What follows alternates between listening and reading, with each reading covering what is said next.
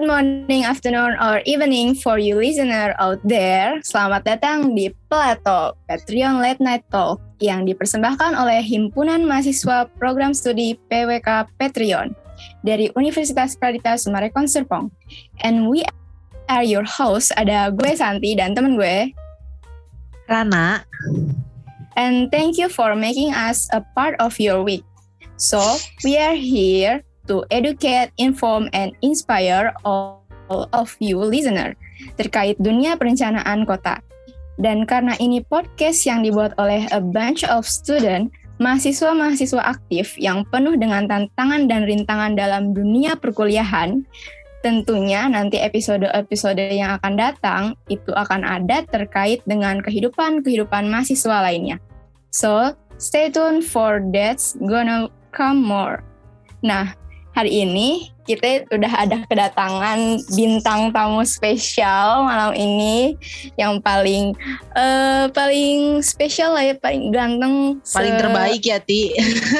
Kayak ampun, ada Pak Ahsan. Halo Pak Ahsan. Halo Pak. Apa kabar nih Pak? Kan kita udah lama gak ketemu tatap muka juga nih Pak. Iya, senang sih bisa akhirnya ketemu ya di podcast PWK. Plato Pak. Mudahan sih yang saya pengen obrolannya bisa enak ya hari ini ya. Iya. Cakep Pak, bisa kok Pak. Amin. Akhir-akhir ini kan Pak Ahsan punya kesibukan apa sih Pak? Kalau kita boleh tahu Pak. Kesibukannya ya yang jelasnya karena dosen pasti ngajar ya. Kalau nggak ngajar bukan dosen dong namanya. Terus ya ada lah kegiatan-kegiatan di luar dosen. Oke. Kalau ngomong-ngomong di luar kegiatan dosen Pak, jadi itu kan kalau di PWK itu kita bagi-bagi dari berbagai bidang kan Pak, kayak misalnya bidang transportasi atau kita bidang urban design. Nah, Bapak tuh sejak kapan sih milih penjurusan di PWK itu Pak? Dan Bapak milih apa? Kalau misalnya tertarik dengan transportasi mungkin karena lebih melihat kepada realnya ya. Kalau pergerakan-pergerakan gitu jadi lebih seneng-seneng aja. Karena kan kalau kita survei transportasi kan pasti jalan-jalan. Iya, ya namanya jalan overall PWK emang jalan-jalan ya. Gak ada yang gak jalan-jalan. Makanya ya wajar lah kalau kulit Santi agak hitam gitu ya, dimaklumi saja. Betul banget. Apalagi survei di jalan juga kan Pak. Namanya juga PWK. Oke, nah ngomong-ngomong soal transportasi nih Pak, kan sekarang lagi banyak isu juga soal transportasi massal yang ada di Indonesia kan Pak. Nah, kira menurut Bapak nih Pak, yang menjadi hambatan dari pengembangan transportasi massal di Indonesia itu apa aja ya Pak? Kalau hambatan, kalau kita berbicara dulu ya, transportasi Jakarta, saya rasa saat ini sudah makin lama makin baik ya, sudah makin masif sih. Dibayangkan aja dari awalnya cuma BRT, sekarang malah sudah ada 4, ada BRT, ada komuter lain, ada KRL, bahkan sampai ada MRT kan. Sehingga kalau kendala mungkin cuma dari kemauan kali ya. Dan yang paling penting sih, kalau kendala pengembangan transportasi itu, ya salah satunya adalah, kalau kita mau serius ya, adalah lahan dan juga budget. Itu aja sih kendalanya.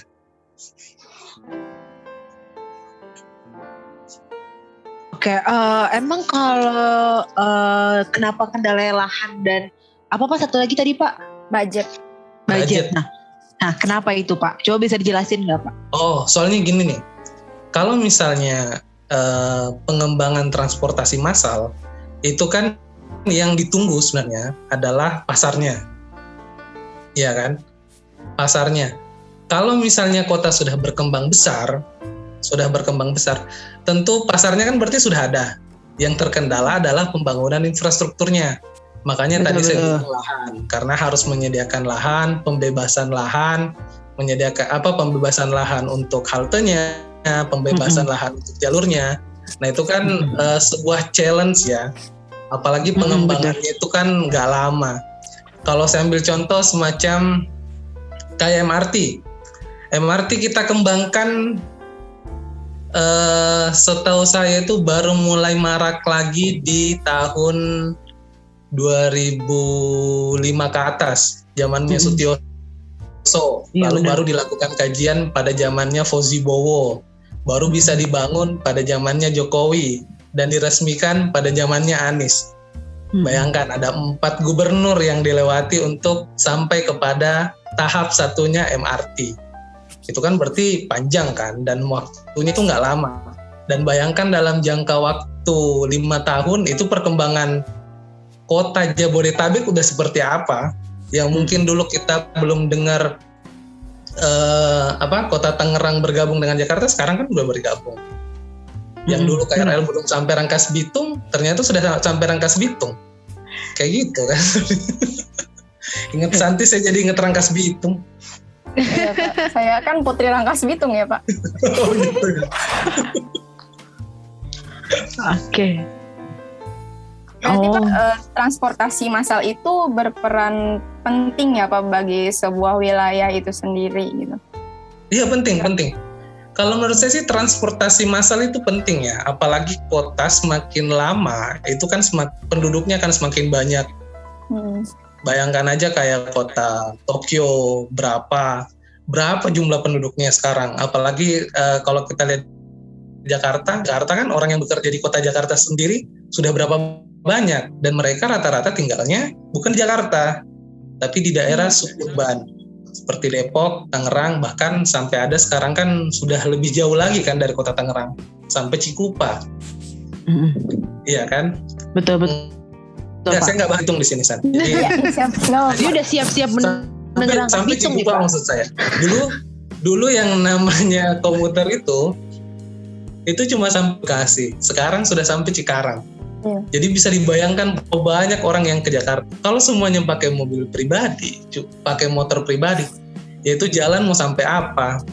Jalan sekarang aja Jakarta kan sudah sampai 4 tingkat kan? Iya, benar. Itu jalan harus berapa tingkat lagi buat mengakomodir semua kendaraan yang mau datang. Makanya transportasi massal itu penting. Dan menurut saya sih, kota yang baik itu bukan kota yang baik itu adalah kota yang terus berinovasi mengembangkan transportasi massalnya. Jadi MRT sekarang dibangun lagi, kembangkan lagi. Makanya saya bilang kota Jakarta ini sudah sangat baik sebenarnya. BRT dikembangkan lagi, ada komuter line mengembangkan lagi yang namanya KRL dibantu lagi sama MRT. Jadi selalu ada perkembangan mengikuti perkembangan zaman. Iya sih benar Pak. Nah, kalau kita highlight perkataan Bapak, kota yang baik itu adalah kota yang mengembangkan inovasi transportasinya nih Pak. Nah, seperti apa sih Pak contoh sistem transportasi yang baik dan benar untuk diterapkan di kota-kota besar Pak? Transportasi yang baik itu menurut saya yang terintegrasi ya. Tujuannya transportasi itu adalah memudahkan mobilisasi. Itu sih intinya. Kalau mobilisasinya baik, tentu itu yang kita harapkan. Jadi kalau misalnya perjalanan dengan kendaraan pribadi itu 2,5 jam, lalu dengan adanya sistem transportasi massal kita bisa nempuhnya 1/2 jam, ya kenapa enggak gitu loh. Dan karena yang paling bagus memang adalah integrasi, karena kan tidak semuanya bisa menjangkau titik-titik yang kita inginkan kan. Misalnya MRT kan jalurnya karena dia cepat sudah pasti lebih sering lurus. Nah, apa yang membantu MRT? Ada Transjakarta, ada KRL, ada apa, pokoknya yang integrasinya baik lah. Nah, yang membantu integrasi baik ya kegiatan berjalan kakinya. Jangan sampai dilupakan, berjalan kaki itu yang paling penting. Orang berpindah dari stasiun MRT ke stasiun BRT ya berjalan kaki. Nggak mungkin kan keluar dari kereta langsung lompat masuk bus. Iya benar. Ini bukan film Spider-Man. Jangan mentang-mentang Spider-Man bisa langsung lompat. Benar-benar sih Pak, benar-benar. Tapi kan yang kita lihat dari Indonesia itu kan banyak nih Pak orang yang malas menggunakan transportasi umum atau transportasi massal dikarenakan ada mereka efisiensi waktu gitu. Bapak bilang. Terus mereka harus jalan dengan menempuh jarak beberapa meter atau enggak berapa jauh buat ke transportasi selanjutnya atau enggak ke tempat tujuan mereka Pak. Nah, menurut Bapak itu gimana Pak? Memang kalau dikatakan pun transportasi di kota Jabodetabek itu sempurna juga belum ya. Karena kan yang dimanjakan sekarang adalah yang bekerja di pusat-pusat kota Jakarta seperti daerah Kuningan, Sudirman, terus CBD. Karena itu kan stasiunnya sudah layak lah, banyak di situ. Tapi dibandingkan daerah lain kan kadang mereka juga masih harus mengambil transportasi umum yang lain, misalnya harus menaiki Gojek ataupun menaiki taksi ke tujuannya. Kalau masalah berjalan itu sebenarnya tergantung dari kemauan sih. Iya. Gimana Kalau orangnya ya, Pak? Iya, gimana orangnya. Kalau misalnya anak PWK saya yakin lah, semua pasti bisa berjalan 1 kilometer ke atas. Udah kuat Pak, udah Sangat kuat. mampu. Udah kuat Pak, kalau kita mah. Bisa berjalan 1 kilometer ke atas kalau ada tugasnya. Kalau tidak ada tugasnya, saya yakin 500 meter juga pasti sudah berat. Itu benar sih. Oke. Oke Pak, tadi kan Bapak bilang di Jakarta itu transportasi massalnya udah cukup baik lah ya dalam pengembangannya. Kira-kira strategi apa sih yang dilakukan sama stakeholder transportasi massal itu untuk meningkatkan pengembangan transportasi massal itu sendiri untuk di seluruh Indonesia gitu Pak, nggak cuma di Jakarta aja gitu. Yang paling berat adalah mengganti dari sistem lama ke sistem yang baru. Itu memang yang paling berat. Contohnya begitu masuk sistem BRT, penerapannya kan kalau nggak salah tahun 2000 ya, koreksi kalau saya salah ya, kalau bukan 2000, 2004, 2000 kalau nggak salah, 2000. Begitu BRT masuk, bus-bus konvensional itu akan melakukan protes, dan itu hal yang wajar kan. Sama seperti ketika sistem para transit online itu bermunculan, yang protes kan juga adalah ojek-ojek konvensional kan. Nah, ketika BRT masuk, memang area-area konvensional ini yang akan bersinggungan dengan mereka. Seperti misalnya saya mengambil contoh di Makassar. Makassar begitu dikembangkan Trans Makassar, yang terjadi adalah persinggungan dengan angkutan konvensional di sana. Nah, sama berantem juga. Ya itu Pak? Gak berantem sih. Nggak selamanya di Makassar itu berantem. Tolong ya. Di sini saya juga sedikit mengiklankan bahwa kota Makassar itu bukan berarti kasar ya. Jadi S-nya 2. Jadi S-nya 2. Benar. Tolong digaris bawahi. Kasar ya Pak. Kalau mau baik transportasinya dijaga aja sih. Yang penting dia harus tetap nyaman, aman, dan cepat, ya kan. Makanya seperti jalur Transjakarta waktu di awal-awal kan itu tindak penilangan, terus sampai pemberian gerbang, itu kan betul-betul dimasifkan itu. Jangan sampai BRT-nya ini menjadi turun dayanya. Karena contohnya gini, saya di Bogota itu di Kolombia. Jadi waktu itu Bogota itu sempat mendapat penghargaan sebagai kota dengan penerapan sistem transportasi massal yang baik pada zamannya. Kalau nggak salah di 2005 ya, 2005-2006 ya, saya lupa ingat. Nah, dapat penghargaan. Sampai saya masih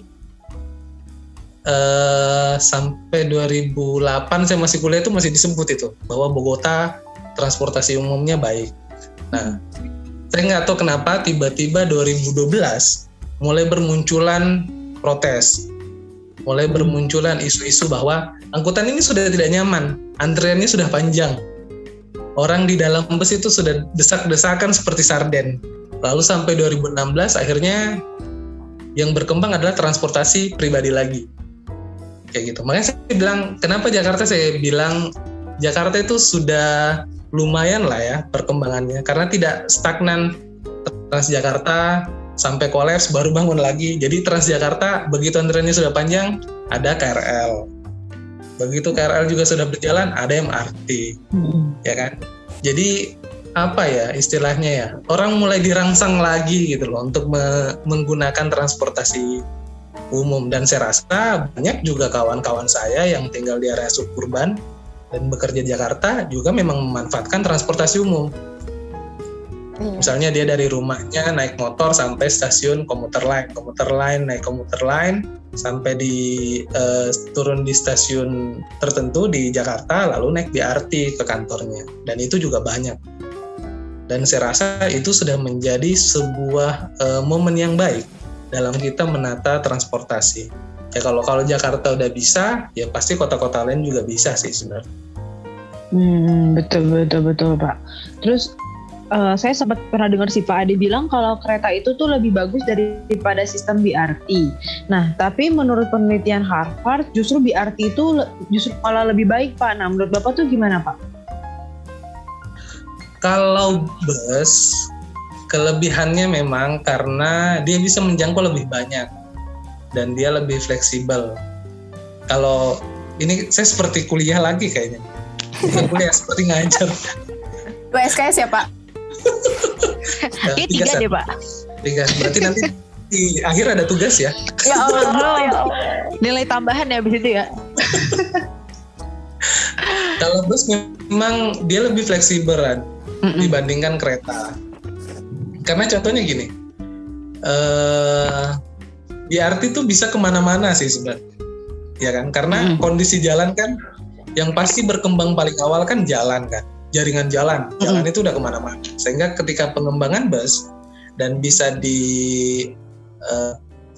dimaksimalkan, bisa diefektifkan itu jaringan jalannya, maka bus adalah yang paling baik karena jangkauannya pasti lebih luas.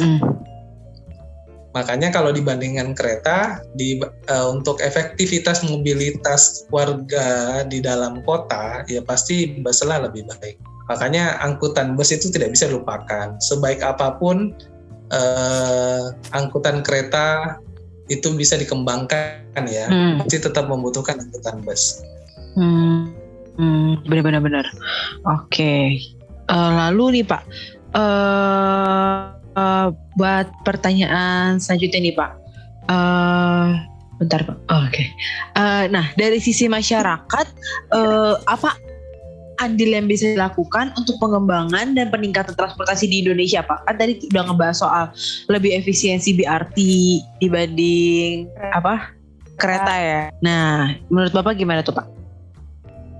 Gimana? Saya lupa. Oke. Andil masyarakat. Saya nggak bilang BRT lebih efisien dari kereta ya. Saya bikin pertanyaan baru. Oke, kita ulang. Iya. Nanti di-cut ya doain. Nah, dari sisi masyarakat, apa andil yang bisa dilakukan untuk pengembangan dan peningkatan transportasi di Indonesia Pak? Yang bisa dilakukan pertama, yang paling penting ya, transportasi umum itu ada operatornya dan mereka patokannya adalah bisnis dan mereka harus untung kan. Gimana caranya untung? Ya kita sebagai masyarakat umum harus menggunakan transportasi publik. Kalau misalnya bisa dilakukan, masif dilakukan, tentu kan berarti operator kan akan semakin mempunyai modal yang kuat nih untuk pengembangan unit-unitnya masing-masing. Ya tentu pasti akan lebih baik lagi. Jadi gini deh, kalau misalnya dari rumah Rana sampai kampus itu ada transportasi publik dan bisa nyaman dipakai, gitu loh. Kecuali kalau saya dari Karawang sampai Tangerang sana kan terlalu jauh ya, untuk memakai transportasi publik masih sangat jauh karena belum ada yang bisa menghubungkan kan. Masih terlalu banyak kegiatan berpindahnya, maka saya mungkin masih menggunakan kendaraan pribadi. Jika memungkinkan kendaraan publik ya kenapa enggak. Dulu saya waktu ke Jakarta, beberapa kali saya ke Jakarta, memang saya menggunakan kendaraan publik malah, lebih nyaman. Misalnya saya ke kementerian, asal waktunya tidak betul-betul mepet ya. saya ke kementerian. Saya masih ke Cikarang, dari Cikarang ke kementerian. Itu lebih nyaman. Saya lebih nyaman karena tidak harus capek bermacet-macet ria di jalan, dan ketika saya di angkutan umum pun saya juga bisa merasa aman. Karena kan sekarang pemerintah kan mengembangkan, bayangkan kereta yang awalnya itu banyak penjual mijon, sekarang kan udah nggak ada gitu loh. Ya, jadi kita sebenarnya sudah tidak terlalu was-was, kecuali sama copet ya. Makanya jual mijon Pak. Janganlah, kalau saya ditangkap terus gimana? Bapak bilang saya dosen, wede. Oh, tuh. Laku banget ya kayaknya.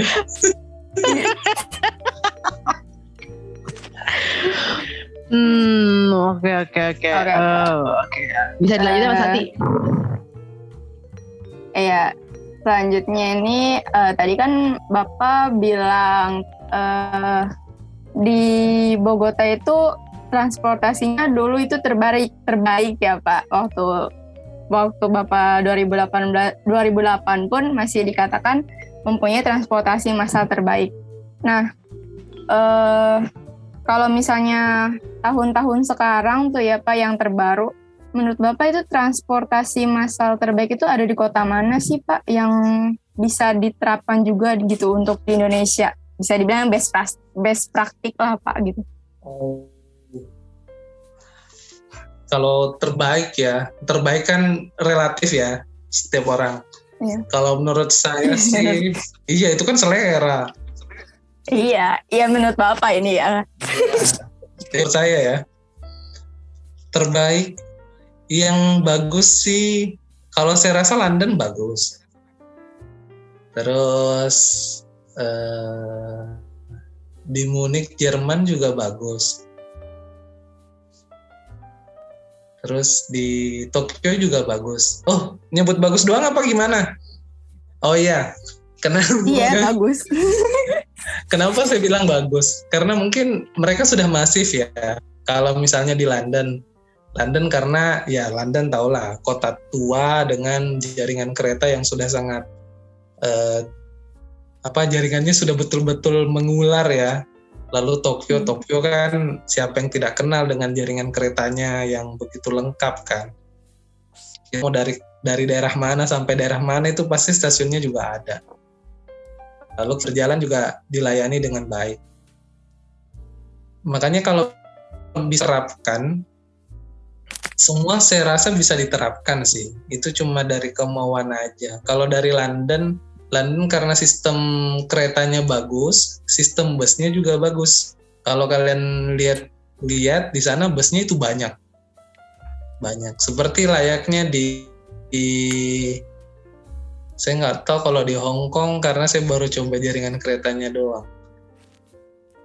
Yang saya rasa kalau bagus itu ya jaringan keretanya sudah betul-betul integrasi dan kita gampang untuk mengetahui habis ini saya naik apa sih? Ya kan, misalnya saya dari Cikarang mau ke Sunter, berarti saya naik apa, turunnya di mana, terus habis itu saya naik apa, turunnya di mana. Itu yang paling enak itu seperti itu sebenarnya. Misalnya, berarti saya dari Cikarang ke Sunter naik apa? Oh, berarti naiknya 2 angkutan. Saya harus naik naik komuter lain, terus turun di mana? Nanti dari sana saya naik BRT, lalu turun di Sunter. Kayak gitu sih. Kalau istilah penerapannya mau di mana itu kan tergantung dari sosial masyarakatnya ya. Kalau kayak di Tokyo kan saya pernah cerita mereka itu sanggup berjalan 15 menit dengan kecepatan yang lumayan tinggi ya dibandingkan berjalannya dengan Indonesia. Orang Tokyo jalannya cepet-cepet ya. Iya, kalau kita jalannya lambat-lambat ya Pak? Iya, kita tuh jalan kayak kesalip terus. Beda gigi kayaknya. Kita masih gigi 2, di sana sudah gigi 4. Jadi salib terus. Kita masih 1 malahan Pak. Ya enggak juga lah. Jangan sini-situ lah. Enggak, saya tidak sinis Pak. Salah lagi. Oh itu Rana berarti Pak. Rana mageran orangnya. Enggak mageran. Kita tuh sebagai warga Indonesia tuh harus lebih cepat jalan daripada warga Tokyo ya guys ya. Berarti bisa dicontohkan dari ketua HMPS ya. Ya maaf Pak, maaf. Oke. Nah, Ya sih. Memang yang berbeda adalah kemauan berjalannya sih. Kalau kita kan 500 meter itu sudah lumayan ya, 500 sampai 700. betul. Kalau di orang lain tuh bisa mungkin sekilo juga mereka masih merasa bahwa emang itu layak ditempuh dengan berjalan. Itu aja sih. Contohnya gini deh. Tapi Kalian yang di Alugio, ke Indomaret yang di depannya Alugio, itu kalian lebih memilih berjalan atau pinjam motor teman? Pinjam Kalau motor kalian nggak punya teman. Pinjam motor. Panas soalnya Dulu Pak, yang panas. Orang di Indonesia tuh sekarang tuh malah cuma baru 200 meter jalan tuh kayak ngerasa mending naik motor aja deh. Cuma ke depan gang naik motor aja deh gitu tau pas banyakan Pak. Jadi mereka lebih mereka bilang Pengen cepet gitu ya. lebih pengen mengefisiensi waktu, tapi mereka tidak tahu dampak dari buat lingkungannya itu apa. Terus mereka nggak terbiasa buat jalan jauh gitu Pak. Iya, memang belum terbiasa aja sih kalau menurut saya. Ya sih bener Pak. Makanya perlu dipadu-padankan sih antara pengembangan transport dengan membentuk kebiasaan berjalan itu. Kebiasaan itu kan dibentuk biasanya karena harus dipaksa dulu kan. Iya. Kayak misalnya nih, kalau di agama saya bisa beribadah 5 kali dalam sehari, ya pertama memang harus dipaksa. Nggak ujuk-ujuk karena saya ujuk-ujuk, oh iya harus 5 kali ya. Pasti ada masa dipaksa dulu, lalu terbiasa, akhirnya menjadi biasa kan. Tapi yang kalau kita lihat tuh sebenarnya kan sekarang Jakarta tuh ada MRT ya, kayak kita tahu ya. Nah, saya lihat tuh MRT masih kurang penggunaannya dibanding BRT. Mungkin emang itu alasannya karena yang tadi Bapak sudah mention ya, mereka tuh lebih suka naik BRT, istilahnya jangkauannya lebih luas dibanding MRT. Itu betul tidak Pak? Iya, kalau MRT memang lebih pada jarak sih mainnya. Cuman kan pembangunannya lama dan mahal ya. Bayangkan aja, pembangunan MRT yang dari Bundaran HI ya sampai Lebak Bulus, itu pembangunannya dari 2013 sampai 2019. Lama juga ya. Itu satu koridor. Nah, sekarang baru pengembangan lagi ke Ancol ya, kalau nggak salah lanjutannya ke Ancol. Itu targetnya 2025. Wow. Jadi emang kebayang kan, sebegitu lama. Dan dananya kalau nggak salah 20 triliun lebih kalau nggak salah. Wow. Itu pembangunan MRT. Jadi memang MRT itu kalau MRT itu bermainnya sebenarnya jarak sih. Kalau di kota-kota besar, dia mainnya memang menghubungkan antara kota besar satu dengan kota besar yang lain. Kalau kayak di Tokyo kan ada Shinkansen kan. Nah itu dia memang menghubungkan kota-kota besar karena memang kereta cepat. MRT. Kayak gitu sih. Iya sih benar Pak, benar. Soalnya yang saya lihat dari hasil survei terjun langsung ke lapangan nih Pak, yang saya pernah naik MRT itu emang pengguna MRT itu masih sedikit sekali Pak dibanding Transjakarta atau kita biasa sebut dengan BRT atau nggak KRL Pak. Itu masih perbandingannya itu masih jauh gitu loh Pak, kayak 1:8 mungkin Pak. Makanya saya kayak sempat bingung, ini pembangunan ini emang mahal, tapi kenapa nggak dimanfaatkan dengan baik? Karena mungkin juga jangkauannya masih jangkauan pendek kali ya Pak, jadi belum banyak yang make, ya nggak sih Pak? Mungkin juga sih, atau mungkin karena baru menghubungkan dari Jakarta bagian selatan kan, baru dari Lebak Bulus ke sana kan, berarti orang Tangerang dengan orang Cikarang, orang Bekasi, itu kan berarti lebih memilih naik komuter lain kan? Baru sedikit kali ya trayeknya. Iya. Yang saya tanya, kamu tugas apa naik MRT? Tugas karena apa wisata kereta? Jalan Pak. Saya jalan-jalan Pak. Kan kita harus survei transportasi massal di Indonesia. Makanya saya dulu naik MRT, baru saya berani wawancara Bapak. Itu hasil survei langsung saya Pak. Itu kerja nyata. Ini sebuah sebuah wisata yang dibalut dalam kegiatan bisnis ya. Aduh, kayak orang-orang sana aja. Kalau mereka menggunakan transportasi sudah jelas, emang mereka mau ke tempat ini dan jangkauan dari tempat turunnya mereka tuh ke jangkauan mereka sekitar mereka tuh deket Pak. Kalau kita kan emang jauh tuh Pak. Itu yang saya tangkep Pak dari hasil survei langsung saya. Itu jadi Pak. semakin ragu nih. Kamu survei apa jalan-jalan sih? Saya survei dan jalan-jalan Pak. Itu jalan-jalan berkedok survei Pak. Nah itu dia gitu. Pak. Udah Pikir kangen survei survei. berkedok jalan-jalan. Izinnya survei berkedok padahal jalan. jalan-jalan. Enggak Pak. Aduh Pak. Itu jangan spill kartu dong. Ntar mama saya denger di rumah. Ya, berarti dana HMKS harus diaudit ini ya. Bagi mama di rumah jangan percaya ya. Saya benar survei kok. Itulah kehidupan mahasiswa ya guys. Iya, itu kehidupan mahasiswa PWK. Khususnya sih bakal survei terus. Bakal Berkedok kemana-mana jalan-jalan. Tapi gak berkedok jalan-jalan guys. Emang bener-bener survei. Nanti kalau kalian masuk PWK, ayo coba join deh. Nanti kalian bakal banyak survei dan banyak ke lokasi ini, lokasi itu. Apalagi kalau kalian bakal fokusin di bagian transportasi, itu kalian bakal fokus di traffic counting, kalian menghitung luas jalan seperti apa gitu loh. Nanti bisa kalian tahu deh kalau udah masuk PWK. Ayolah coba masuk PWK. Oke. Tahu deh rasanya panas-panas.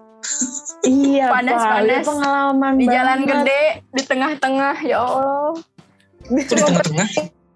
Iya saya waktu itu di Gading Serpong di tengah-tengah Pak ngitungnya. Kalian tolong jangan membuat seperti PWK ini sadis ya, suruh berjalan di tengah jalan. Kami tidak menyuruh kalian seperti itu. Enggak, itu tuh asik Pak. Justru kayak gitu nambah pengalaman. Apa yang kita nggak tahu jadi tahu Pak. Oh gitu. Jadi itu apa yang kita pelajarin itu tuh nggak banyak orang tahu. Dan justru orang-orang yang kita kayak gini bikin orang penasaran. Wah PWK tuh ngapain sih? Traffic counting tuh ngapain? Nah itu bakal menarik orang Pak. Betul nggak listeners? Betul dong. Nggak mungkin enggak. Ya iya. Oke. Ya aja lah.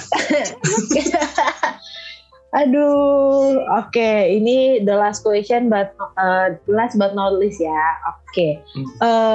Jadi tuh tanggapan Bapak sendiri nih tentang perkembangan sistem transportasi di Indonesia saat ini tuh gimana sih Pak? Apakah sudah berjalan dengan lancar atau emang masih banyak kurangnya atau gimana Pak menurut Bapak? Yang jelasnya sudah banyak dilakukan inovasi ya.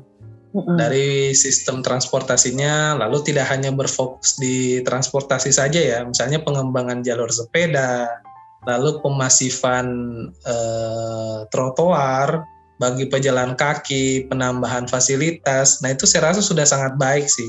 Kayak misalnya lampu-lampu jalan, penerangan untuk trotoar dan jalan. Nah itu kan juga sudah sangat lumayan kan dikembangkan.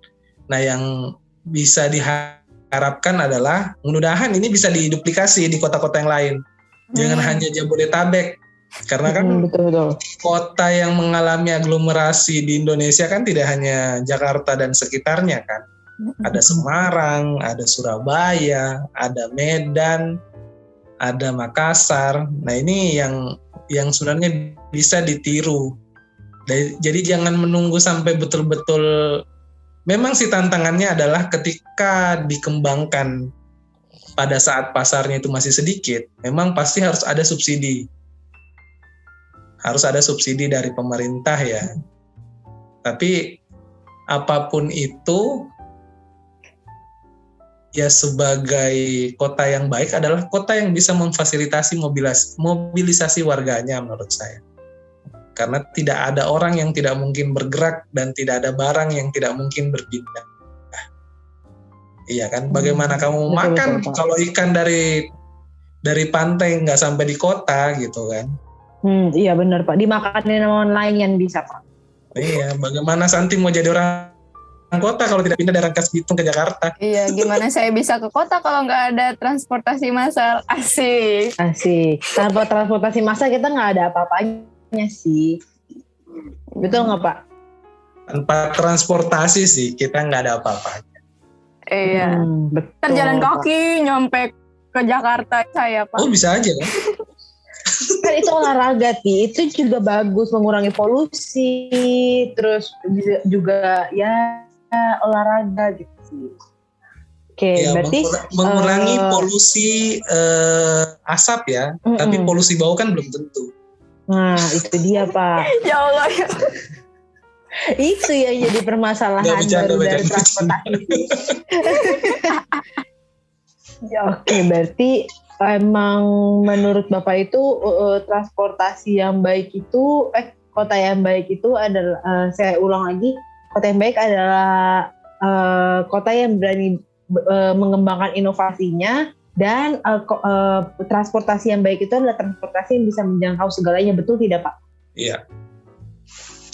Nah gitu, jadi listeners, jadi kalian kalau pengen tahu soal transportasi atau soal apapun bisa kalian masuk ke PWK yang ada di Pradita, terus bisa tanya sama Pak Andi Ahsan lebih lanjut mengenai transportasi, karena Pak Ahsan tuh ya tahu, karena dia punya basicnya gitu guys.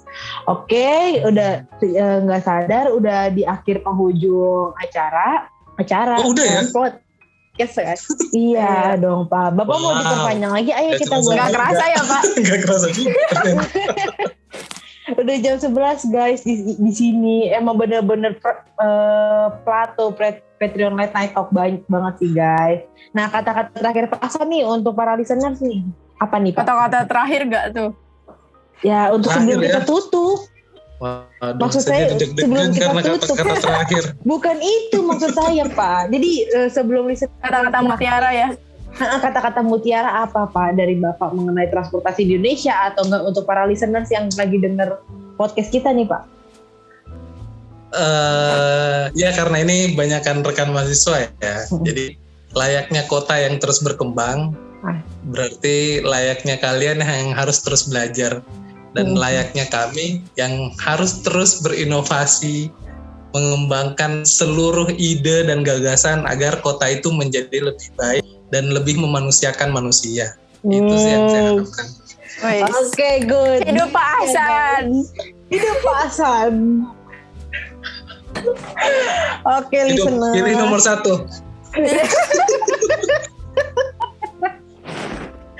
Aduh, siap-siap jadi rektor nih Bapak. Oke. Terima kasih Pak Hasan. Terima kasih Pak Hasan. Jadi di sini aku Rana Zara dan teman aku Nanti izin pamit undur diri. Selamat mendengarkan podcast ini. Enjoy and ditunggu episode kita selanjutnya ya. Bye-bye guys. bye. Bye, makasih. Terima kasih.